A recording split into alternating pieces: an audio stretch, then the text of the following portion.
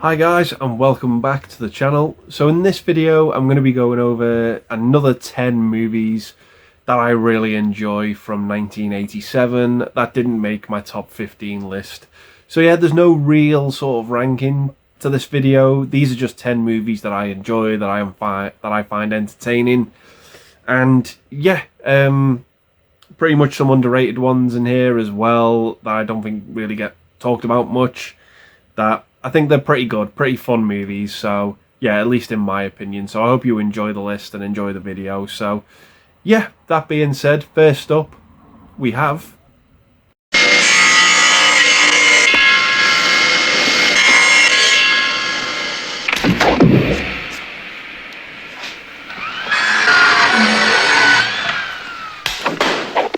Damn. Well done, Grimsdyke. You managed to hit the wall. Sorry, Professor. You think we're playing games here? The fate of the human race is hanging in the balance. Sorry, Professor. If my calculations are correct, and they always are, 20% of the human race will be infected by 1990. Within the next decade, we'll have lost the entire North American continent, and by the year 2000, vampire Armageddon. Damn. Luckily for us, there's still time while the threat is still containable, localized. Someday we'll be revered as heroes, you and I. Meantime, the teenager in the red convertible must die.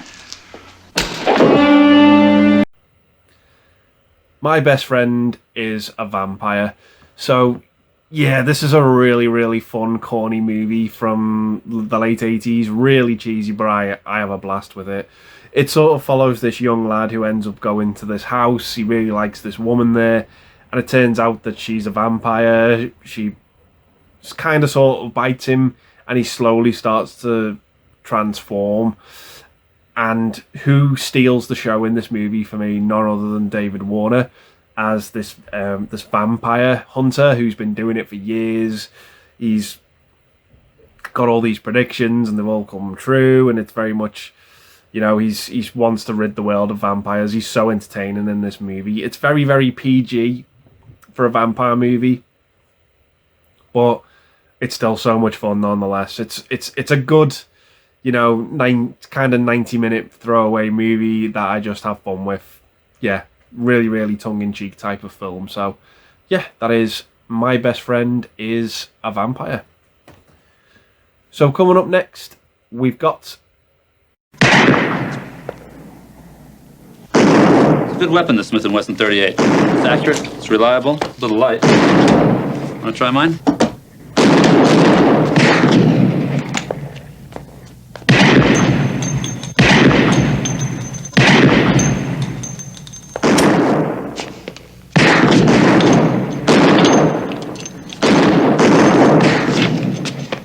You're under arrest. You have the right to remain silent. You know, I thought this was going to be a friendly meeting on neutral ground. You killed a man. Your attorney, now spread up. Bestseller, starring James Woods and Brian Dennehy. So yeah, this is a great crime movie. Really enjoy this one. It follows Brian Dennehy, who wrote, as the title suggests, this best-selling novel, sort of based on something that happened earlier in his career. And James Woods kind of plays this hitman who wants to sort of help him write a new book. And yeah, it's just a really good crime movie. Really enjoy this one. Great settings, great lead actors in the movie. Yeah, just absolutely enjoy this one. A lot of fun. Really like the ending to this one as well. It was a tense sort of final. It took place at this house. But yeah, if you like your crime movies, check this one out. It's really good. Great opening, suspenseful segment in the film as well. Yeah, just a really awesome kick-ass movie. So yeah, that is Bestseller. So coming up next, we have... I hate to keep bothering you, Mrs. Yeager, but there was more. You listen to me, Miss Ravioli, whatever your name is. You put your hand on me one more time, I'll make you a solemn promise you wish to hell you hadn't. You know you're right. You are right, Mrs. Yeager. So why don't you just tell me where you got the stuff from? Mrs. Yeager. Now you get out of my house! Do you hear me? You get out of my house! Oh! Now, Mrs. Yeager, if Everybody knows in the state of California it's against the law to hit a police officer, so I'm afraid you're under arrest and I've got to read you your rights. Understand? You have the right to remain silent. You bitch! Ow!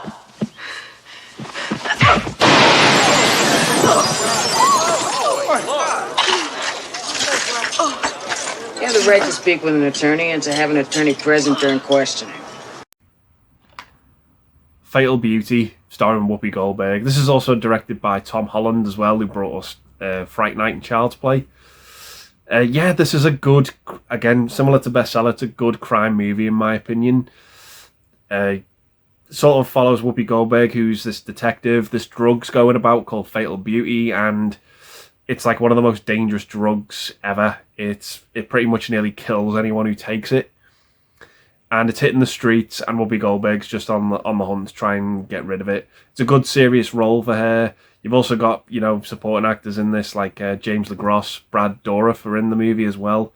But yeah, it kind of just went under the radar. It's just one of these unsung movies from Tom Holland. I think even he sort of regretted directing this. He would have much preferred to have directed Fright Night 2 from a documentary I watched. But yeah, it's still a movie I enjoy nonetheless. It's worth checking out.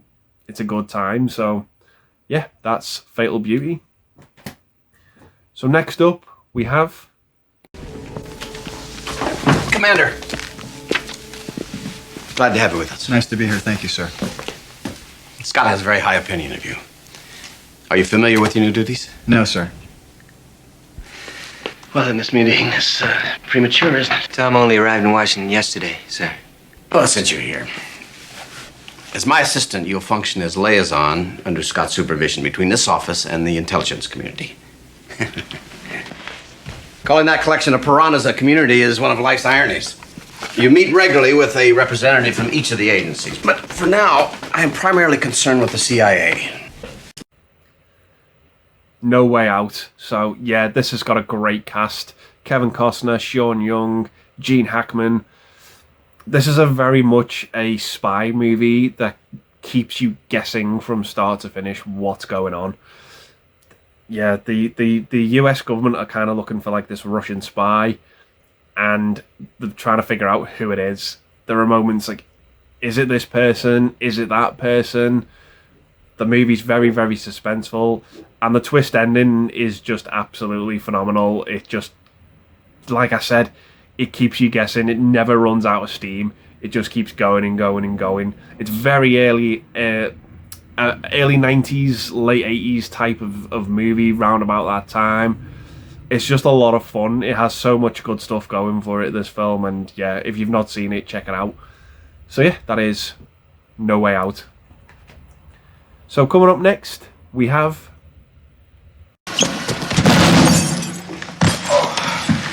I want you to understand something, Jerry. I don't like it when people know about me. In fact, I don't like it when anybody knows about me. So you can take that newspaper of yours and wipe off your dick with it. You made me mad, Jerry. Now I'm gonna have to do something to work it off. Work it off? You and me, we're gonna have a fight today, after school. 3 o'clock in the parking lot. You try and run, I'm gonna track you down. You go to a teacher, it's only gonna get worse. You sneak home, I'm gonna be under your bed. You and me, 3 o'clock.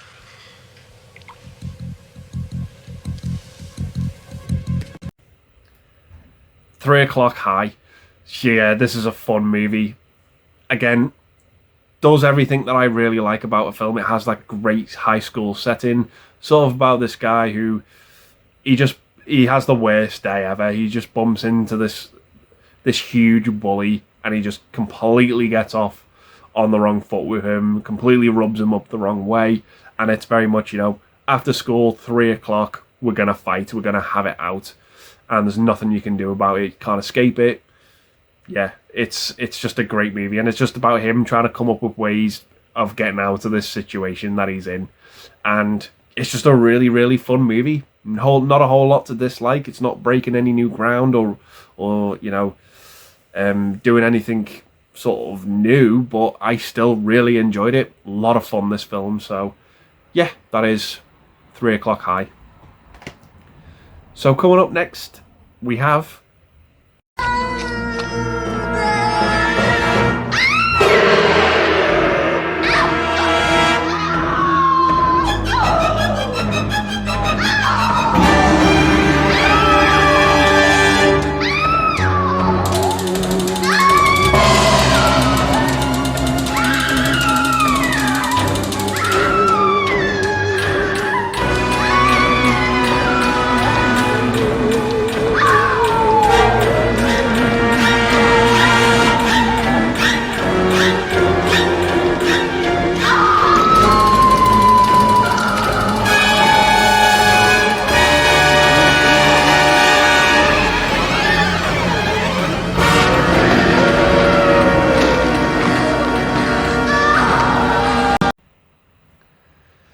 Summer School. So this is a really, really fun movie again from 87. Sort of follows this teacher who it's coming towards the end of the school year and he's just hell-bent on partying all summer. That's all he wants to do. But unfortunately, he kind of draws the short straw amongst the teachers and he has to teach the students who have to sort of make up for their grades over the summer period. And it's just all about them having fun, trying to make the most of it, having a blast. And I just really, really enjoy this film. It's just so likable. It's just a very colourful movie. It's got some great characters, great practical effects in it. It's very silly and over the top. But again, the movie's just got so much charm to it that I just really, really like it. So yeah, that is Summer School. So coming up next, we have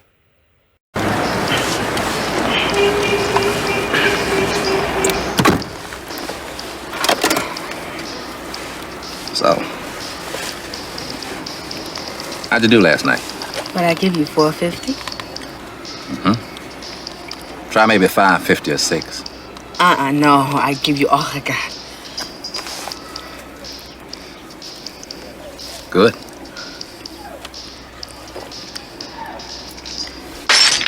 I take the bread. The whole loaf, you understand? Yes. You want money, you come to me. You try going into business for yourself. You be one dead hole. Oh, not my face, please. It's not your face, bitch. It's my face. My tits and my ass. Hey, take it easy. Yeah?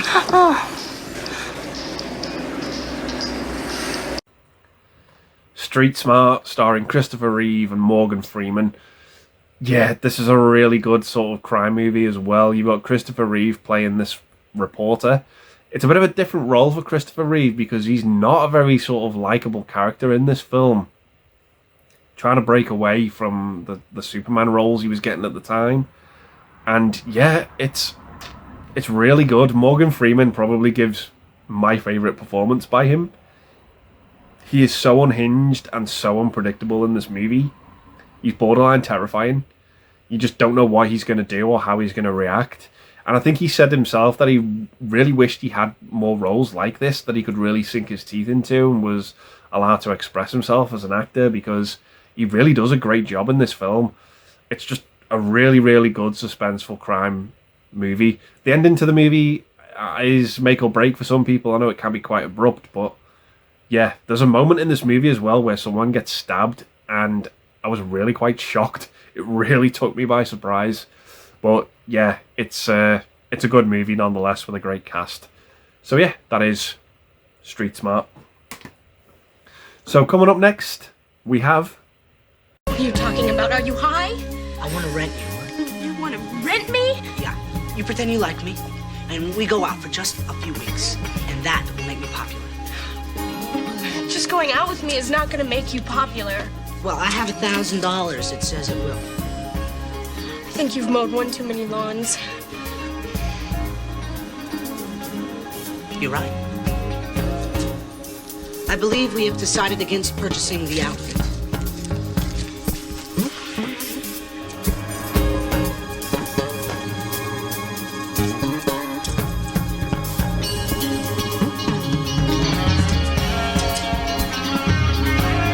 Donna! Can't Buy Me Love, starring Patrick Dempsey and Amanda Peterson. So yeah, this again is another fun, underrated high school movie. Patrick Dempsey kind of plays the oddball at school, very much the sort of the geeky type of character, and he decides to, increase his popularity.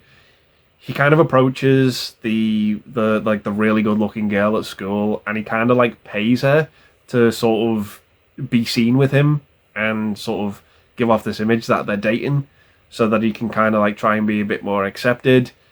And yeah, that's pretty much the movie. You can tell immediately from that premise where the movie's going to go, where we're going to end up, how it's going to finish. But yeah, it's still very likable. Again, lots of charm to this film. It's got a lot of heart to it. Again, not breaking any ground with its story, but it's just so likable, so fun, so entertaining. So yeah, that is Can't Buy Me Love. So coming up next, we have... It isn't by any chance a red wig, is it? Well, let's try it with the lights on. How about now, Mr. Lambert? I can see that something's there. But you can't identify it, not even with the lights on. Just a book, Mr. Lambert. Just a red book. You can see why the Motor Vehicles Administration stipulates on your license that you're only to drive while wearing corrective glasses or contact lenses. You're short-sighted, aren't you? Yes. In fact, you're extremely short-sighted. I don't know about extremely. Don't trifle with the court, Mr. Lambert. Would you not agree that a person who failed to distinguish an object in a brightly lit courtroom from a distance of 20 yards could fairly be described as extremely short-sighted? Yes. And would you not also agree that it would be unlikely, at best, that an extremely short-sighted person could positively identify someone glimpsed at night from 22 yards away for only a few frantic seconds?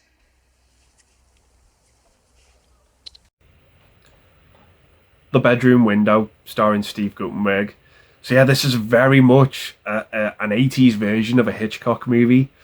It just oozes atmosphere. It follows Steve Guttenberg's character, who has an affair with his boss's wife, and they're at his apartment, and the woman he's having an affair with sees an attack going on outside, and to try and sort of stop this from happening again, they go to the police. But in order to not expose the affair, Steve Guttenberg has to pass off that he's the one who saw the attack, and things just backfire from there, unfortunately. And the actor they got to play the attacker in this film is just one creepy motherfucker. He's just absolutely terrifying to look at. He's got this look about him, born for this type of role. But yeah, a really, really good suspenseful thriller, very, very Hitchcockian, like I said, and it's well worth your time to check out. So yeah, that is The Bedroom Window. So coming up next for the final film, we have...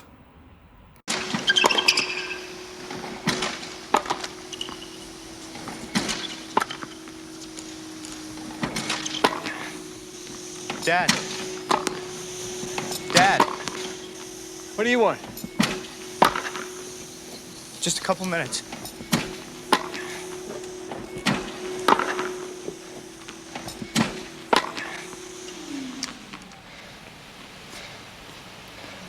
My God, you look terrible. I was wondering if I could stay at home tonight. I just really would love to wake up and know where the hell I am for once. It'd be a nice change of pace for me. I can't do that. Less Than Zero. So yeah, this is a very much more of a serious sort of Brat Pack movie. Andrew McCarthy, Robert Downey Jr. Yeah, it sort of follows this group of rich kids who have sort of everything at their disposal. They're smart, they're rich, they're good looking, healthy. They just have everything to their disposal. But Robert Downey Jr.'s character is just, he's so unhinged when it comes to drugs. He completely becomes a slave to these drugs in this movie, and it just brings out the absolute worst in him. And it's about his character's descent onto the verge of pretty much losing everything. And I think what I like about this movie is it's kind of art imitating life, as I know Robert Downey Jr. would go on to have his own personal troubles in real life with this film and eventually find his way back. But yeah, this kind of mirrors reality, I think, or it was kind of a premonition of of art sort of imitating life. And yeah, it's just a really, really good film with great performances. Downey Jr. steals the show. You absolutely believe he's lost himself to these drugs in this movie. But yeah, it's just a really, really good little drama from the 80s. So yeah, that's the last film I've picked. Less than zero. So yeah, guys, I'm going to leave the video there and say thanks very much for watching, and I hope you've enjoyed it. So yeah, stay tuned for the next one. We're going over 10 of more of movies I enjoy that didn't make my list from 1988. So yeah, going to leave it there and say thanks very much for watching. Stay safe, and I'll see you in the next one. Bye for now.